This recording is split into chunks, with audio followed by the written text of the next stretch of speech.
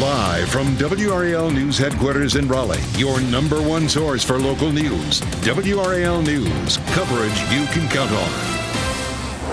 A 5-year-old girl is dead, shot on the 4th of July. The man suspected of pulling the trigger is in custody.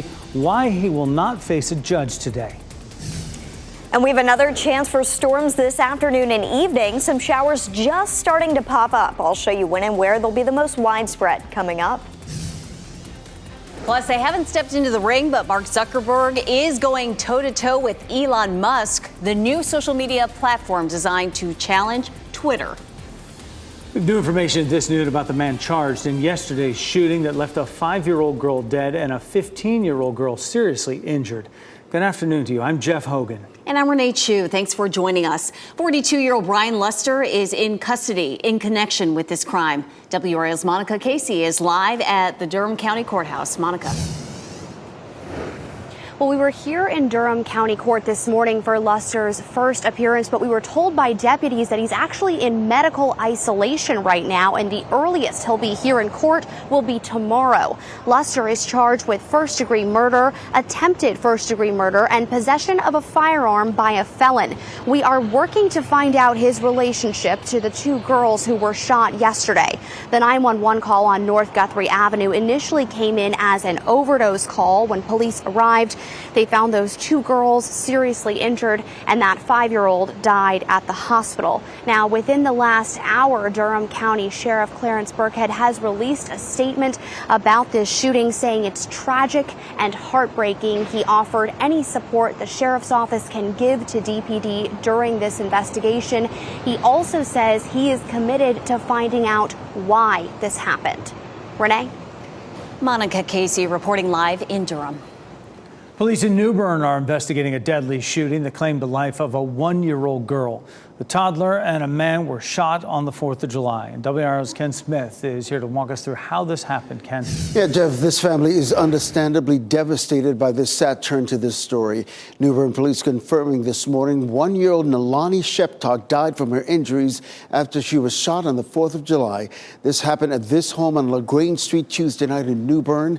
When officers arrived on the scene, they found Nalani and 22-year-old Nathan Sheptok suffering from gunshot wounds. Both Nalani and Nathan were transported to East Carolina Medical Center. The 22-year-old was treated and released, but Nalani was transferred to ECU Health Medical Center, where again she died from her injuries.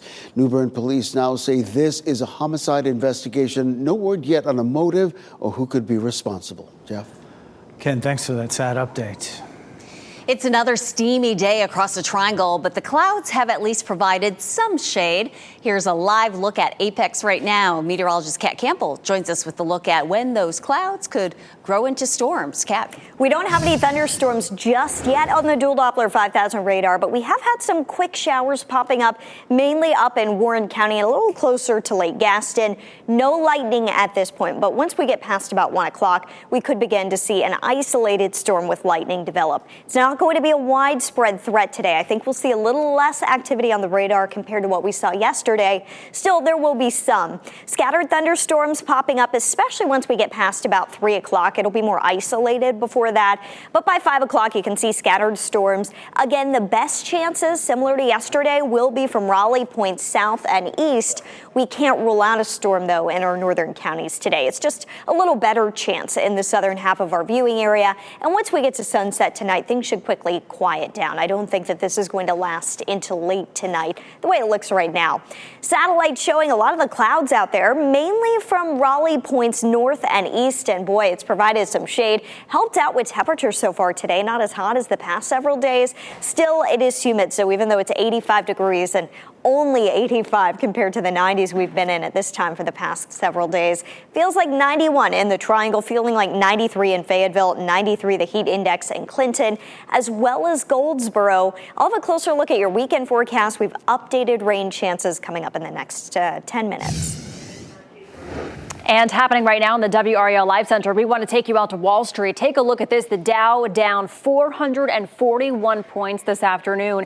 The stocks have been down in the red all day long this morning. They were down about 150 points. Now we're monitoring this 442 down for the Dow. This is after a better than expected jobs data, increased anxiety around the state of the economy and the path of interest rates. A lot of people are worried that the interest rates will go up again.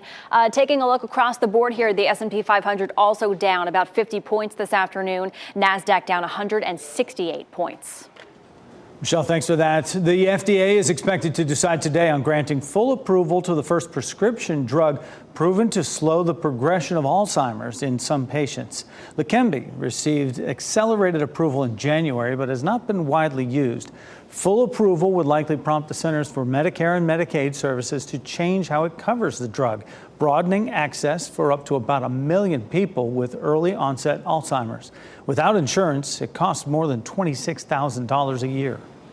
Today, the State Board of Elections will consider certifying a new voting system for upcoming elections. This is video from a demonstration of the software last week. It's designed to prepare, cast, and count ballots and includes ballot tabulators, marking devices, and election management computers. A spokesperson for a certified voting system testing laboratory says the system meets the requirements of the state. The GOP-led legislature is likely to overturn 3 new vetoes issued by Governor Cooper. The governor vetoed the so-called Parents' Bill of Rights. It would force teachers or other school employees to out transgender children to their parents, even if the student opposes it. He also vetoed a bill that would ban schools from allowing trans girls to play girls' sports from middle school through college. And the governor vetoed a bill banning doctors from providing medical care to transgender people under the age of 18, such as puberty blockers or surgery, even if the parents approve. Mark Zuckerberg's new app Threads went live last night. It's supposed to be a direct challenger to Elon Musk's Twitter. More than 23 people have already signed up since yesterday, and Aaron McLaughlin tells us what some are saying about it. This morning, the highly anticipated rival platform to Twitter is now live. Facebook and Instagram's parent company Meta launching Threads overnight. The new text-based app arriving a day earlier than expected. It kind of looks like this right now. It looks like a mashup of like Instagram, Facebook, and Twitter. Overnight founder Mark Zuckerberg announcing Threads reached 10 million signups in its first 7 hours. Celebrities from Oprah to Kim Kardashian to Jennifer Lopez already joining the app that looks fairly similar to Twitter. The launch coming just days after Twitter announced limits on its app, including how many posts users can read per day. The change is led by controversial billionaire Elon Musk. I'll say what I want to say, and if the consequence of that is losing money, so be it. Meta describing its vision as creating positive and creative space to express ideas, leveraging Instagram's more than 2 billion users. Posts on the app can be up to 500 characters long with links, photos, and videos up to 5 minutes. Content creator Drex Lee, who makes money as an influencer on Instagram, received early access to Threads. What grade do you give it so far? Everything has been running pretty smoothly. But reaction has not all been positive. Some users taking to Twitter calling Threads chaotic and reporting glitches. The biggest concern, the newsfeed's algorithm. I don't want a discovery feed. I don't want to see what's trending. I just want to follow my friends. That's it. Users waiting to see what both apps and both billionaires do next. Elon Musk has challenged Mark Zuckerberg to an actual fight. But right now we're getting to see it kind of on this great public stage. That was Aaron McLaughlin reporting, and Threads launched with some features that give users the ability to self-moderate, like hiding specific words and phrases. Threads also appears to be primarily mobile experience. It can be seen on desktop if a user navigates to a specific user profile or has a link, but there appears to be no way for a user to see their main feed. Honda is recalling more than 124,000 vehicles over a potential problem with the brakes. The vehicles have a loose fastener that connects the brake booster and the brake master cylinder, which could cause the brakes to not work properly. The models include some newer Civics, Ridgelines, Passports, and Pilots, as well as 2020 Acura MDX vehicles. Affected owners will receive a letter about the recall, and you can get your vehicle repaired free of charge at any Honda dealership. A portable charger caught on fire on a commercial flight, sending flight attendants to the hospital. 5 on Your Side says these chargers are now being recalled by the Consumer Product Safety Commission. They were sold on Amazon.com from July of 2021 through May of this year. If you have one of these chargers, stop using it immediately and contact the company for a refund. We'll put those details on WRAL.com. Just search recall. Cumberland County Animal Shelter is full and it needs help finding homes for pets. All adoption fees are now waived. Cats, kittens, and large dogs are free. The animals do, however, have to be at least 6 months old. The shelter is open Monday through Friday from 11 to 5:30 and Saturday from 1 to 5. Meantime, next at noon, Russian missile strikes killed civilians in one of the safest Ukrainian cities. The response expected after the most destructive attack since the war began. Also, changes are coming to the U.S. citizen test, how the new version will evaluate English-speaking abilities. Plus, the Secret Service continues to try to sniff out the cocaine culprit at the White House. The focus of that investigation now. Download the new WRAL streaming apps on Roku, Fire TV, Apple TV, and Android TV.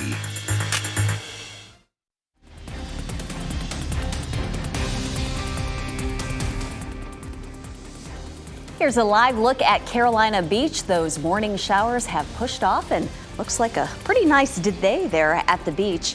You're watching WRAL News, available on Spectrum and the WRAL app on your TV or streaming device.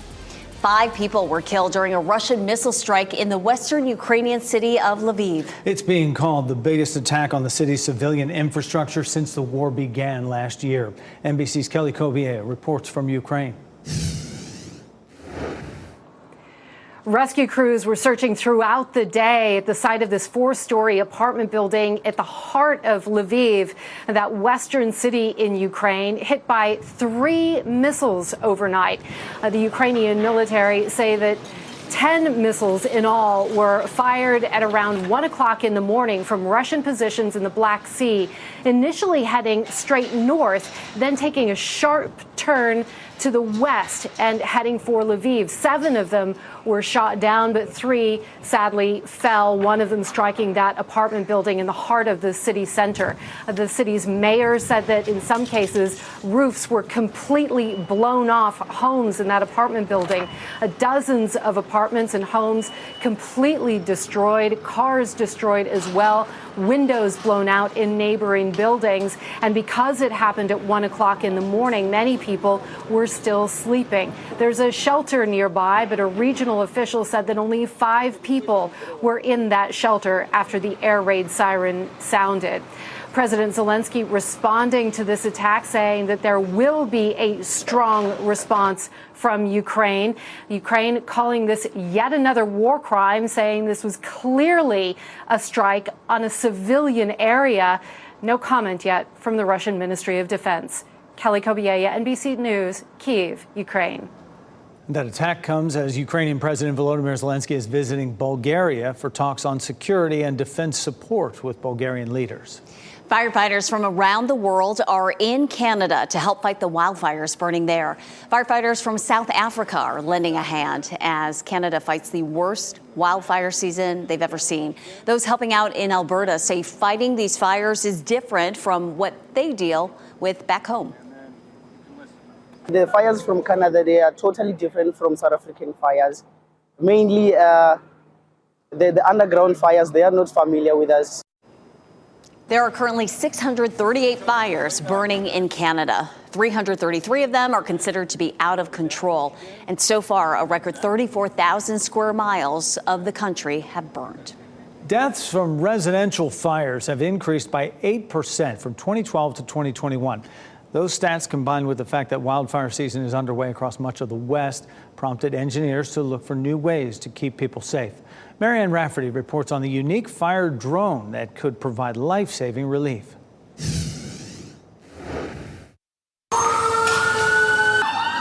Whether they're residential or wild, fires are powerful and deadly. But engineers in Switzerland hope their fire drone will save lives while gathering critical data about these infernos. While some fire departments are already using drones to drop flame retardant in hard-to-reach places, many aren't built to be near flames. Normal drones that one can buy are made of plastic, the motors are at the periphery, and the propellers and everything can melt very quickly. But the fire drone is. We use aerogel, so it's a polyamide aerogel, which is something that is extremely lightweight and it has a very high heat resistance. We've integrated a CO2 cartridge that can cool down the internals of the drone, where also then the motors are located. Because of this, the fire drone can fly through flames, lasting in temperatures near 400 degrees for about 10 minutes. It's a prototype, so engineers hope to increase that time in the future. And while the drone is flying through a burning building or forest, cameras are monitoring for people and collecting stats on the flames. It has a thermal camera and it has an RGB camera and could have also other sensors such as oxygen and gas sensors, toxicity sensors and so on, that can then get information on the structure of the environment. That was Marianne Rafferty reporting. And just like first aid kits are placed around offices and warehouses in the future, engineers hope to have fire drones in similar locations ready to go in case of emergency. So useful. Well, turning to weather now, we have a mix of sun and clouds out there, and the temperature's 85. That's feeling nice compared to what we've had before. I know, this is practically cool compared to what we had earlier this week. We had highs in the mid-90s for several days. We may struggle to hit the 90-degree mark in some places today. A lot of that thanks to the cloud cover that we saw early in the day. We're starting to see some thinning of the clouds, though. In Durham, you can see a lot more sunshine over the DBAP. They've got a game tonight. Bark in the Park was a big success there last night. Luckily, Durham didn't see the rain that we saw in Raleigh yesterday. 85 in Durham right now, 85 at the WRAL Gardens. They got a big drink of water yesterday from the storms. And Fayetteville looking good as well at the WRAL Fayetteville newsroom, 85 degrees in Fayetteville this afternoon. If you're headed to the pool this afternoon, just keep an eye out for some dark clouds in the distance. Early in the afternoon, it's only a 30% chance of a storm, but closer to dinner time tonight, that's when storm chances climb to around 40%. So before you grill out tonight, check in on our evening newscast on WRAL and we'll let you know where the storms are on the dual Doppler 5000 radar, and hopefully that can help you out before you fire up the grill. Otherwise, it's a warm evening, but not as hot as it's been, still as humid as it's been. Satellite and radar showing some showers developing toward the mountains and the foothills, and the showers earlier this morning that we saw in parts of Sampson County, the coast, those are moving offshore, and we're going to be watching for some new development in central North Carolina a bit later on this evening. Your weekend forecast features a chance for storms each day. Some days that chance is better than others. I will say this, I've been looking over some new model data that's just starting to come in. We may need to bump up tomorrow's storm chances from 30 to 40%, and we may need to bump up Sunday's rain chances a bit. Saturday, I think we're still in good shape with a 40% chance of storms. Keep in mind, most of the rain and storms each day this weekend would come later in the day. So if you need to do something outside, the earlier you can get it done, the better off you'll be. That way you can beat the heat and the storms. If you're headed to the beach for the weekend tomorrow, we do have a chance for some scattered storms. The best chances would be at our southern beaches, the chance a little bit lower toward the Outer Banks. And on Saturday, a chance of a thunderstorm as well, but that chance not as high on Saturday compared to tomorrow. Nags Head and Ocracoke, just about a 20% chance of a storm there. The rip current forecast at beaches today is low, but check in for updates as we get closer to the weekend, especially after last weekend was so active with over 300 rescues. Your 7-day forecast really heating up tomorrow, 94 the forecast high. The weekend highs hover around 90. As we get toward the middle of next week, we may see a brief period of some drier air move in. I don't think it's going to have a big impact on the humidity, but it should help to lower storm chances a bit. Renee and Jeff? Kat, thank you.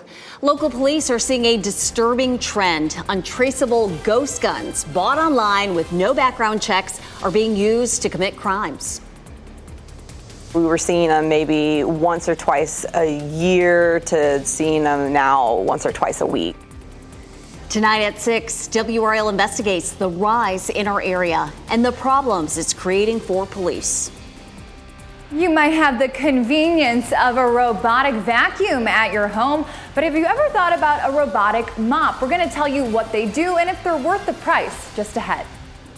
And still ahead this noon, it's been 15 years since the U.S. updated its citizenship test, but changes are on the way. Why some say those updates could hurt those people who are looking for a better life in the U.S. Plus, let the celebration begin. One of the biggest festivals in Spain kicks off in a matter of minutes. How spectators are preparing for the running of the bulls. Student loan borrowers will get some leeway under a new plan, and JetBlue is ending a partnership. Those are among today's business headlines with Maribel Aber. Meta just launched Threads, a messaging app to compete directly against Twitter. Threads is now available to download free on Apple's App Store and Google Play. Users can post short messages as well as like, comment, and share messages. Meta says Threads surpassed 5 million signups within the first 4 hours after it was launched last night. The Facebook and Instagram parent is looking to capitalize on the unrest at Twitter following its purchase by Elon Musk late last year. JetBlue says it will end its partnership with American Airlines that allowed the carriers to share revenue and coordinate schedules in the Northeast. The move comes after a federal judge ruled the agreement was anti-competitive. JetBlue says it will not challenge the ruling. Instead, it will focus its efforts on its deal to buy Spirit Airlines. The Justice Department has sued to block that merger. Americans said last month that it planned to go ahead and challenge the ruling against its partnership with JetBlue. The Biden administration plans to give people restarting student loan payments some leeway for a 12-month period from October 1st through the end of next September. Borrowers who miss payments will not be considered delinquent. They will also not be reported to credit bureaus, placed in default, or referred to a debt collection agency. The administration is calling it an on-ramp to repayment, but interest will be accruing on loans during the 12-month period. And those are your business headlines. I'm Maribel Aber at the NASDAQ Market Site. Some Spotify users may be at risk of losing their premium accounts. The music streaming service is no longer accepting payments from users who subscribe to its premium option through the Apple App Store. Spotify says its decision to cut off those payments is an objection to Apple's tax on purchases in its store. The report says users affected by the change received an email stating their subscription will end after the final billing period. New changes to the U.S. citizenship test are coming soon. In the current test, an applicant's English speaking ability is tested by the immigration officer, asking them personal questions. A new version of the test that adds a speaking section where applicants would be asked to describe photos in English. Immigration advocates worry the new test could hurt those who have low English skill levels. We've been telling you about delays for passports. Now the estimated time to receive a new one is 10 to 13 weeks. You could reduce that time, but you'd have to pay an extra $60. The State Department says it doesn't expect to be back at pre-pandemic processing times until the end of the year. Part of this is due to a surge in demand, with more than 500,000 applications being received weekly. Cocaine found in the White House. How the Secret Service hopes to get to the bottom of where the illegal drugs came from. Plus, the city of brotherly love is suing the makers of ghost guns after a man carries out a deadly mass shooting. First, here's a look at the winning lottery numbers.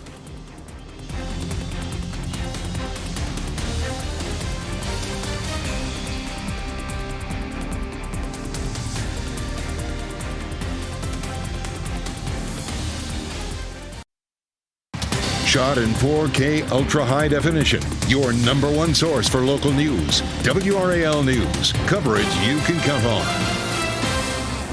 Who brought illegal drugs into the White House? It's one of the biggest questions plaguing the Secret Service. Caroline Shively reports agents are going through visitor logs, surveillance video, and relying on the analysis of the bag itself to try to advance their investigation.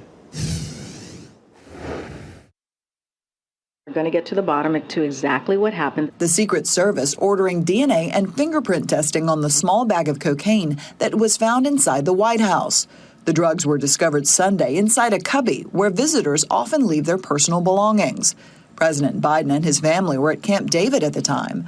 The White House now checking visitor logs, while pointing out the drugs were found in a heavily traveled lobby area. West Wing visitors come through this particular area. President Biden ignoring a question about the discovery in the Oval Office Wednesday. Meanwhile, some Republicans are demanding a Secret Service briefing, looking for more details into who the drugs belong to. Arkansas Senator Tom Cotton sending a letter to the Secret Service asking for answers, saying, quote, "If the White House complex is not secure, Congress needs to know the details, as well as your plan to correct any security flaws." 2024 candidates also taking the chance to go after the Biden administration in the wake of the discovery. I can tell you in Florida, my wife and I, we have a 6'5" and a 3-year-old running around the governor's mansion. So that's not something that we see. All joking aside, if you really get to the seriousness of this, it's just one more yet another example of two standards of law in this country. Now it shows up in the White House and it's a laughing matter. Well, so in a certain sense, it's just evidence of a deeper problem. This is Caroline Shively reporting. Politico says a law enforcement source suggests it'll be difficult even with surveillance cameras to determine who the drugs belong to. Just a short time ago, Donald Trump's personal aide pleaded not guilty to charges in a federal court in Florida. Walt Nauta faces 6 charges, including obstruction and concealment-related charges for the alleged mishandling of classified documents. Nauta served as a military valet in the White House and traveled with Trump when he left office. He eventually took the role of Trump's personal aide.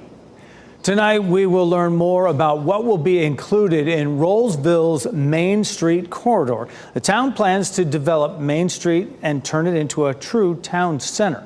Town staff defines the corridor as any property within 500 feet of the Main Street center line between Highway 401 and Young Street. Town leaders will talk about these plans at their meeting tonight at 7. Raleigh City Council is apologizing to black citizens for its racist past. Leaders unanimously approved a resolution that authorizes city staff to create and fund programs that promote equality. Raleigh joins other cities like Durham and Asheville that have done similar things. The council did not discuss any reparations. Our county-by-county coverage takes us to Wayne and Orange counties. We begin in Goldsboro, where police want to know how they can better serve residents. A citizen survey will be available during the month of August. Your honest feedback will help them provide the highest level of service. You'll find the survey on the Goldsboro Police Department website starting next month. The Chapel Hill Carrboro Board of Education chair is denouncing threats against the staff. During the past school year, a student and parent made verbal threats, social media posts, and numerous emails against Dr. Naya Hamlet. During graduation, the student cursed at administrators, and the father approached the stage. No one was physically hurt. The board statement says they will not tolerate threats or attacks to any staff. We also have a traffic alert for drivers in Chapel Hill. Construction begins on MLK Jr. Boulevard.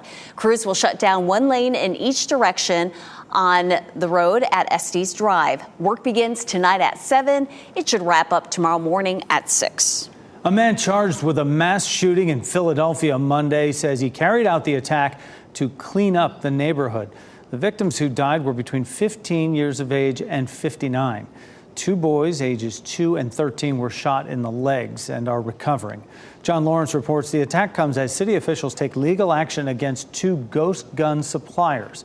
As a warning, this story contains graphic video that some viewers may find disturbing.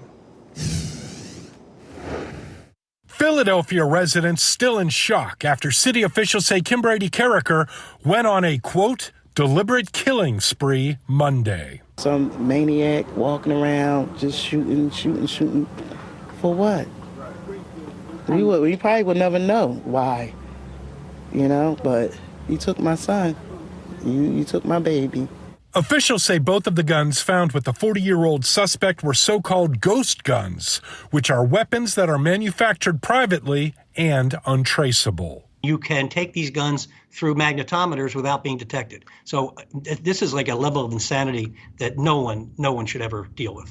The city of Philadelphia has filed a lawsuit against Polymer 80 Incorporated and JSD Supply Incorporated, which authorities say are major ghost gun suppliers. These companies even want to go around the bare minimum regulations and be able to sell this stuff by mail to anyone without a background check and without a serial number on the gun.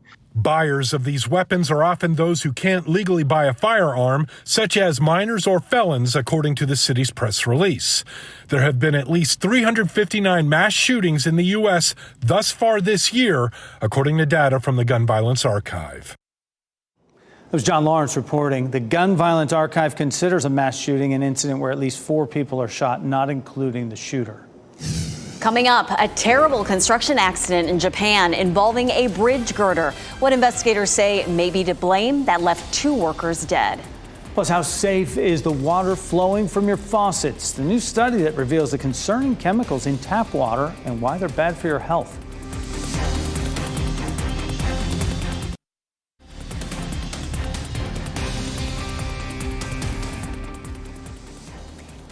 Welcome back. The extreme heat in California appears to be responsible for the death of a 65-year-old man from San Diego.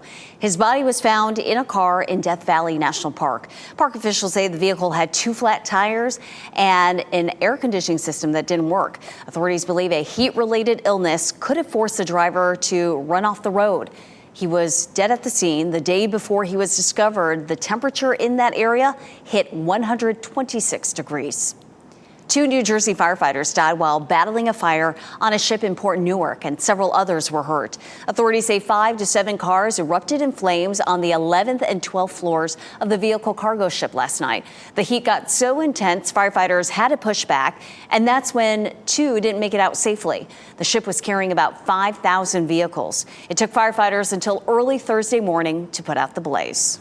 2 workers were killed and 6 others were injured in an accident at a construction site in Japan. A 140-ton bridge girder fell at that structure that has been under construction since last year. About 20 workers were working at the time of the accident. Police are investigating it. Officers believe professional negligence may be the cause. In Madrid, Spain, millions of people are celebrating the start of the Bull Running Festival. The first bull running is tomorrow and is repeated for 8 days. Adrenaline junkies line up to run with the bulls along that route, and then precisely 8 a.m., 6 fighting bulls are released into the street. The run usually lasts less than 4 minutes, but it is quite a spectacle every year. It's a packaging predicament, why the government is ordering several cannabis companies to ditch current labels. Well, stay out of the heat, stay hydrated. That's the message from health experts. But a new study found something sinister that could be lurking in your faucet.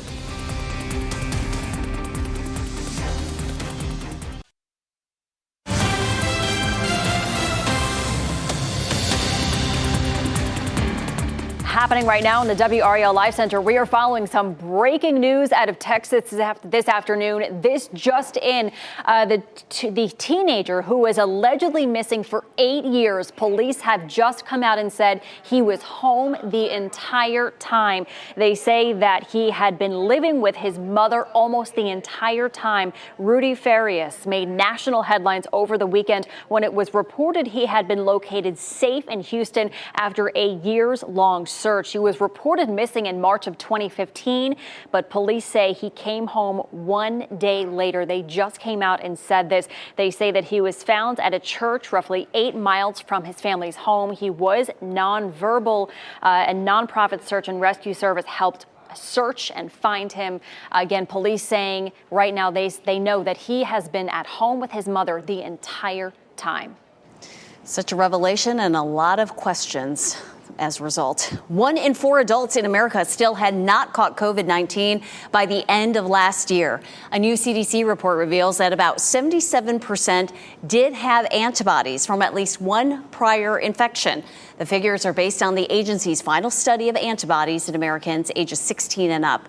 Researchers also found young people ages 16 to 29 had the highest percentage of natural antibodies. Once may not be enough when it comes to making sure you don't have COVID-19. Researchers say at-home rapid antigen tests and ran PCR tests on the samples as a comparison. Out of the 5,300 participants who were asymptomatic and tested negative on day one, more than 150 of them eventually were positive. The team found rapid tests were most accurate after testing 3 times at 48-hour intervals if patients were asymptomatic and twice at 48-hour intervals for patients who experienced symptoms. The Federal Trade Commission is calling for cannabis companies to stop selling products with package that closely resembles popular snacks. The agency sent cease and desist letters to 6 companies. The FTC says the companies use packaging that could trick children into accidentally ingesting Delta-8 THC, a psychoactive substance found in hemp. The FTC says children who ingest THC are likely to get sick or be hospitalized as a result. The companies have 15 days to respond with their planned actions. Marijuana could increase your risk of surgery complications. Researchers in Texas say complications include blood clots, stroke, breathing issues, even death. Previous studies found smoking marijuana impacts blood flow to the brain and body, contributes to airway blockages, and raises blood pressure and heart rate. This can make recovery from surgery more difficult. It's important to stay hydrated during these hot summer days, but a new study is shedding light on what could be lurking in our tap water. Gary Baumgarten shares the disturbing findings. Water is just water, right? Wrong. According to a new study from the U.S. Geological Survey, drinking water from roughly half of all faucets nationwide likely contain PFAS, commonly referred to as forever chemicals. PFAS are an acronym for per and polyfluoroalkylated substances. The synthetic compounds are near impossible to break down. They've been widely used in many non-stick cooking products, various food packaging, clothing, and more. And over time, they've been seeping into the environment, as well as private and public water systems, especially if companies using PFAS deposit them into wastewater. They don't break down for a really long time. And in terms of some of these in the environment, it could be years to hundreds of years. And if the chemicals are ingested by people, it may take 10 years almost to remove half of what you've been exposed to. They can carry potentially deadly consequences. It can cause like cancer, it can cause immunity problems, it can cause liver problems, it can cause kidney problems. That was Gary Baumgarten reporting. The study from the U.S. Geological Survey examined water samples from taps in more than 700 different locations. Samples were taken between 2016 and 2021 with higher amounts of PFAS found in cities. Officials hope these results will encourage people to treat their drinking water and have it tested if they're concerned. Super important, especially with how hot it's been around here recently. We're going to take a turn, though, now. Kat Campbell is in the WRAL Severe Weather Center with an update to the hurricane forecast. Yeah, we just got this update in a few hours ago from Colorado State University. If you're wondering, Colorado State University, of course, they're not on the coast susceptible to hurricanes, but they've got a great meteorology program over there. And they have a lot of researchers that specialize in tropical forecasting. And the updated forecast increases the forecast for named storms from 15 in the previous forecast this season up to 18 named storms now. And I do want to mention this number right here does include the storms that we've already had this season. 9 hurricanes in the forecast this year. The average is 7.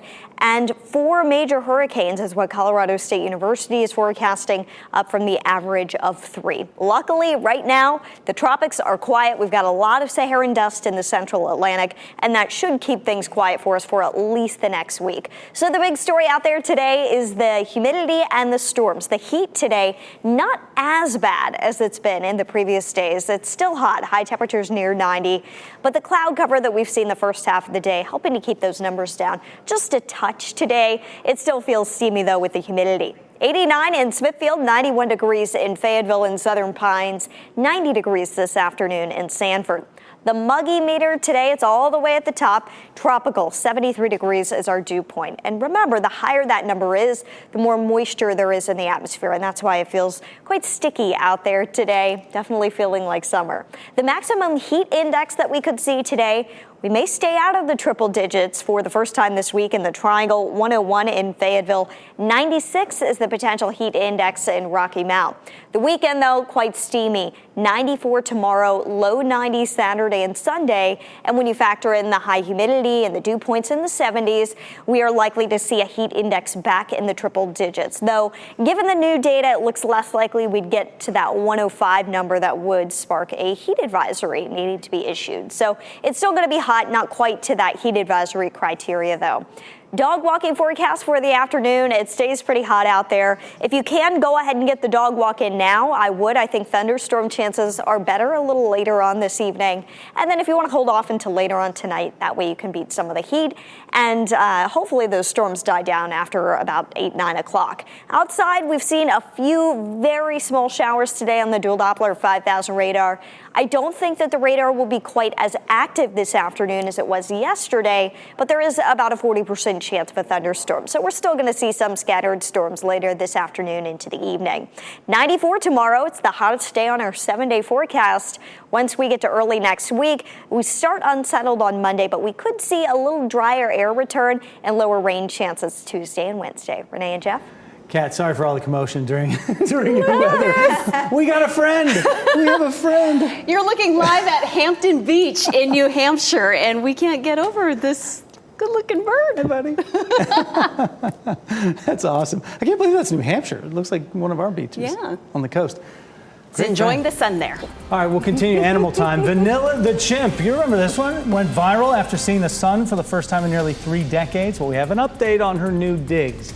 And a look at the winning Powerball numbers: 17, 24, 48, 62, 68. Powerball is 23. The power play is 2. No one matched all 5 numbers last night, so the jackpot grows to $590 million. As we wrap things up, here's a look at a few of the headlines we're following today. Durham police arrested a man in connection with a shooting that killed a 5-year-old girl and critically hurt a 15-year-old girl. 42-year-old Brian Luster faces first-degree murder and attempted murder charges. The shooting happened on North Guthrie Avenue. There will be a community vigil for the victims at 5 p.m. downtown at the Bulls Plaza. Today, the State Board of Elections will consider certifying a new voting system for upcoming elections. This is video from a demonstration of the software last week. It's designed to prepare, cast, and count ballots and includes ballot tabulators, marking devices, and election management computers. A certified voting system testing laboratory spokesperson says the system meets state requirements. The Raleigh City Council is apologizing to black citizens for its racist past. Leaders unanimously approved a resolution that authorizes Raleigh City staff to create and fund programs that promote equality. The council did not discuss any reparations. 83 acres of farmland in rural Chapel Hill is being transformed into a one-of-a-kind healing space and sanctuary for animals and youth. Located 15 minutes from downtown, Beautiful Together Animal Sanctuary will be ready to welcome its first animals this fall. The finished site will include a full-service veterinary clinic and surgical center, fields of open space for rescued dogs and cats, a horse ranch, hiking trails, training centers, and workshops for youth. You can learn more about the people behind Beautiful Together and their mission by finding this story on WRAL.com. The chimp who saw the sky for the first time in a video that went viral is now thriving at a Florida sanctuary. Vanilla the chimp was born in a biomedical lab in New York and was the subject of medical studies. She arrived at Save the Chimps a year ago, and after months of rehabilitation, she was integrated with her new family. It was only then that she saw the sky for the first time in 28 years. Vanilla's new home is one of the world's largest chimpanzee sanctuaries. She's one of 227 chimpanzees who call the sanctuary home. That look of wonder. Our pet of the day comes to us from the SPCA of Wake County. Palmer is a 3-year-old spayed female cat. She's a social butterfly who loves to be petted on the head. Palmer is also a diabetic, but you never have to worry about chasing her down for her shot. She comes to you. Palmer doesn't know what windows are just yet, so she likes to paw at them furiously as if she will one day make it through to the other side. You can visit spcawake.org to learn more about Palmer. NBC News Daily is next on WRAL, your next local news in 30 minutes. You get breaking news updates anytime with our WRAL News app. Have a great day. WRAL News over the air Channel 34 and Spectrum Channel 1257.